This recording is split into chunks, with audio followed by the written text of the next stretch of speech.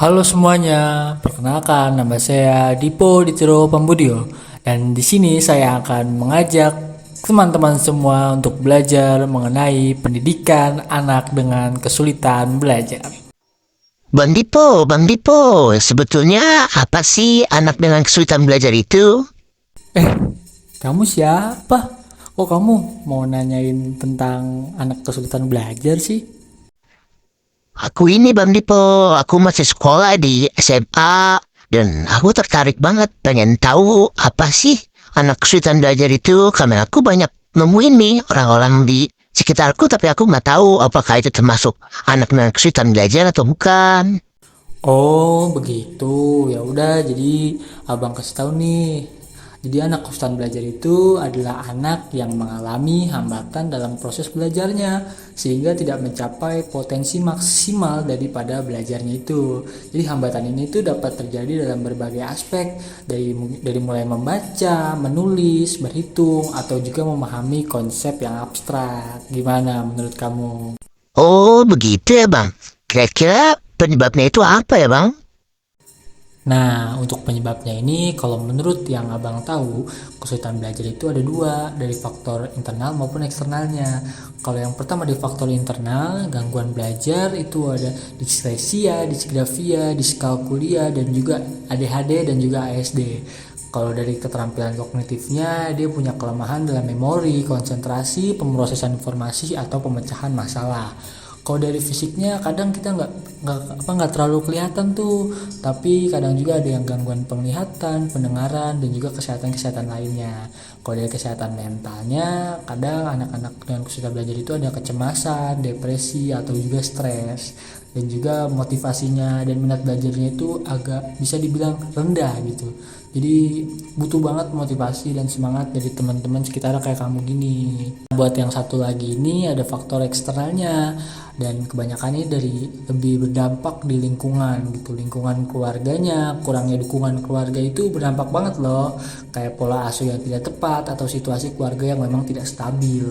Dan juga ada lagi di lingkungan sekolahnya, metode pengajaran apa nih yang memangnya tidak sesuai dengan kebutuhan anak, guru yang kurang kompeten, dan juga lingkungan belajar yang kurang kondusif.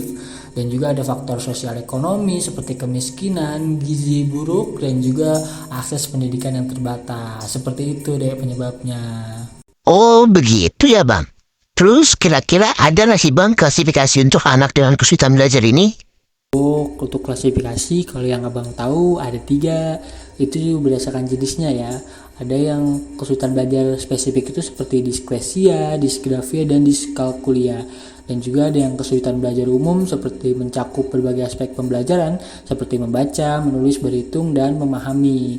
Dan juga yang terakhir itu adalah konsep abstrak, kesulitan belajar terkait dengan gangguan ADHD dan juga ASD.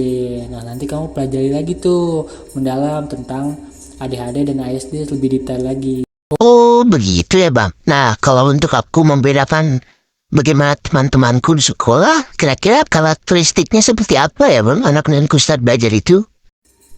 Untuk karakteristik anak kesulitan belajar ini yang abang ketahui itu prestasi belajarnya rendah, tidak mencapai target belajar yang diharapkan berdasarkan usianya, dan juga kesulitan dalam mengikuti pembelajaran, sulit memahami materi pelajaran, menyelesaikan tugas, atau mengikuti instruksi yang diberikan oleh guru. Dan juga anak-anak dengan kesulitan belajar ini terlihat seperti kurang motivasi dan minat belajarnya, sering merasa bosan, frustasi, atau cemas saat belajar. Perilaku yang tidak sesuai itu seperti hiperaktif, impulsif, atau mudah teralihkan perhatiannya. Keterampilan sosial yang lemah juga sangat-sangat berpengaruh, sulit bergaul dengan teman sebaya atau menjalin komunikasi dengan orang lain. Begitu karakteristiknya deh. Oh seperti itu ya Bang. Jadi aku harus apa ya Bang? Jika aku bertemu dengan teman-temanku yang seperti itu, apa yang harus aku lakukan? Nah, tugas kamu sebagai teman sebayanya, kamu harus bisa membantu dan juga memotivasi teman-teman kamu agar mereka bisa lebih giat dan juga senang belajar. Jika memang kamu rasa kamu nggak bisa melakukan itu, kamu bisa melapor ke guru agar nanti bisa dicari solusinya bersama-sama. Begitu deh. Oh begitu Bang. Oke deh Bang, makasih banyak ya. Sama-sama deh, semangat terus belajarnya. Nah, gimana nih teman-teman setelah menyaksikan video barusan? Jangan lupa tulis tanggapannya di kolom komentar ya. Terima kasih telah menyaksikan. Sampai jumpa di video selanjutnya.